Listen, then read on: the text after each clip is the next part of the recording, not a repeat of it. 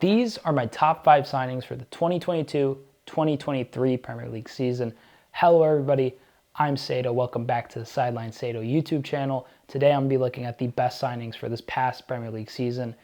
Comment below, who was your signing of the season? Did I get my list right or is it off the mark? And give the video a like if you enjoy it and subscribe for more footy news, more footy awards, transfer news, all the works. Let's get right into the video. So my criteria for selection for this list was obviously newly signed players, but I factored in the fee, I factored in the performances, and ultimately how important they were for their team throughout the campaign.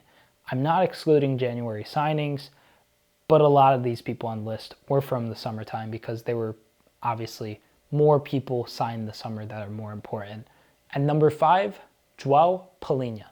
João Palhinha was signed by Fulham from Sporting Lisbon for a fee around £17 million. Absolute steal in today's market. Like, you can't get like first team quality, top level players for like under 20 mil. And if you do, it's daylight robbery. João Palhinha is around 27, 28, so he's not one for the future. But Fulham have bought him at his physical peak. And my oh my, is he a tenacious and robust and just absolutely defensively sound center mid. He is such a good CDM that it's astounding to me. He puts in amazing tackles. He knows when to hoof the ball when need be.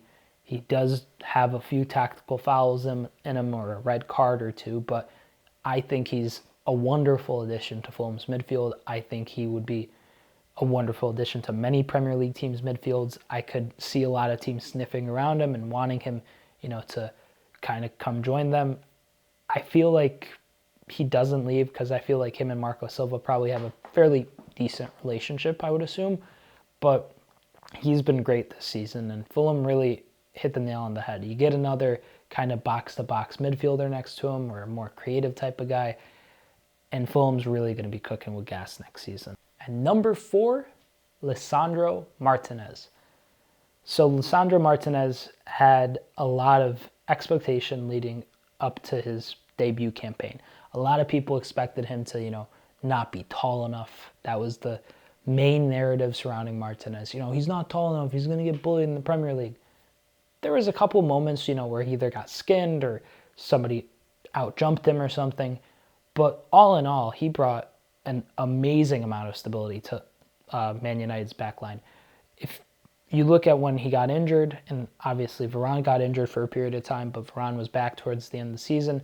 But when he was injured, United was looking shaky. They weren't necessarily playing to the best of their ability. And that's because he brought a lot of defensive prowess, a lot of leadership, and a lot of stability to that back line. He's not the tallest, but he's quick, he's strong, he can leap for a ball sometimes.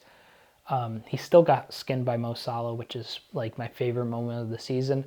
But, I mean, for a fee of around £44 million to get a top quality center back who's, leading your team to, a top 4 spot, finishing 3rd, I think it deserves a lot of praise. Obviously, you can't state Martinez's defensive contribution without also factoring in Casemiro, but from my perspective, I would say that at the end of the day, Casemiro, he is a little older and his fee was really high. So for me, that kind of price tag for Casemiro, it felt about right. It didn't feel like you were really, getting one on Real Madrid. They paid a lot of money for Casemiro to come, and he's living up to expectations. But Martinez, obviously, they paid a lot of money, and a lot of people were skeptical, and I'd say he probably exceeded expectations for some. So number 4 for Lisandro Martinez.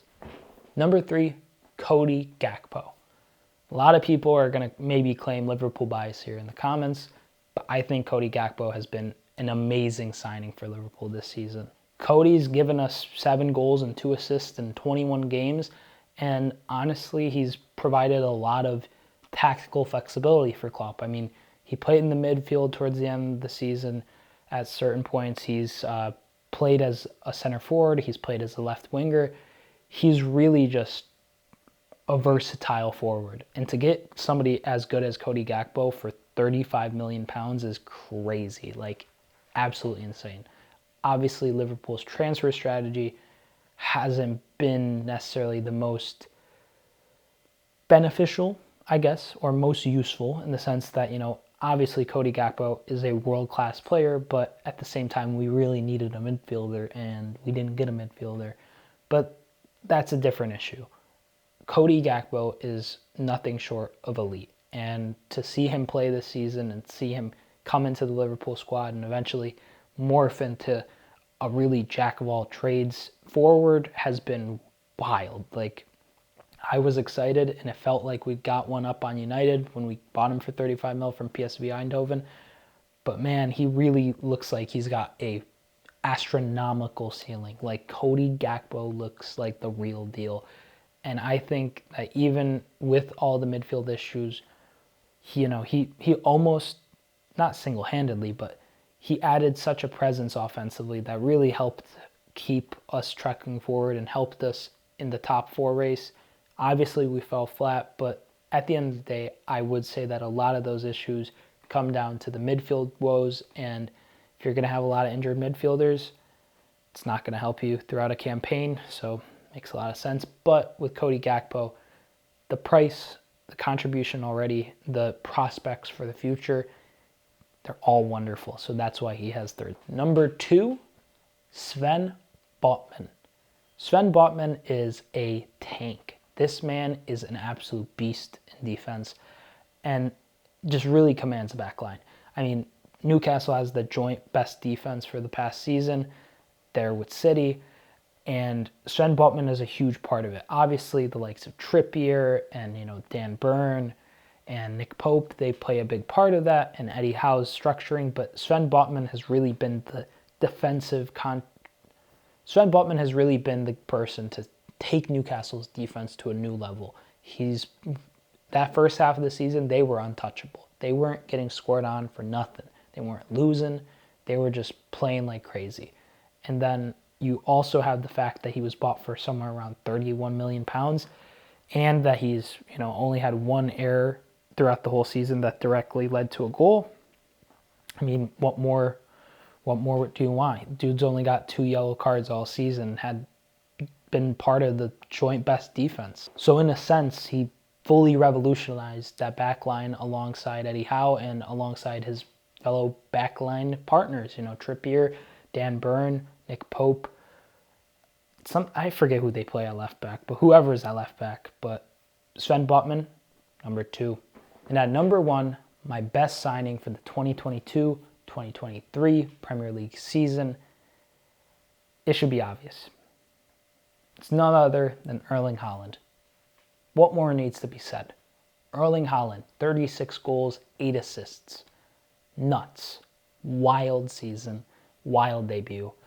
And, I mean, it sucks, right? Like, as a rival fan, it doesn't hurt to see Haaland score a lot of goals. It's just like, whatever, bro. Like, cool. Like, you're scoring goals, doing your thing, you're winning Champions Leagues, but I don't know. It's obviously the best signing of the season. There's no other signing that comes close. I mean, they paid, £52 million for him? Probably more with agent fees and stuff, but Haaland's he's like a Ballon d'Or contender, probably going to win it this upcoming season if I were to have to guess. So, really, how much does he cost? 150, 200 mil, maybe more, maybe less, but getting him for 52, say 75 max, highest figure that they could possibly pay, somewhere around there. Yeah, that's still a steal for Erling Haaland, because, I mean, record-breaking season, 44 goal contributions, could have had more. He really could have hit 40. He just didn't seem like he was trying, and he still destroyed the league. So, yeah, best signing of the season. Should come as no surprise. So comment below, who's your signing of the season? Did I get my list right, or am I off the mark? Like the video if you enjoyed it. Subscribe for more footy awards, transfer news, and Premier League content. Thank you so much for watching. I'm Sideline Sedo. Peace.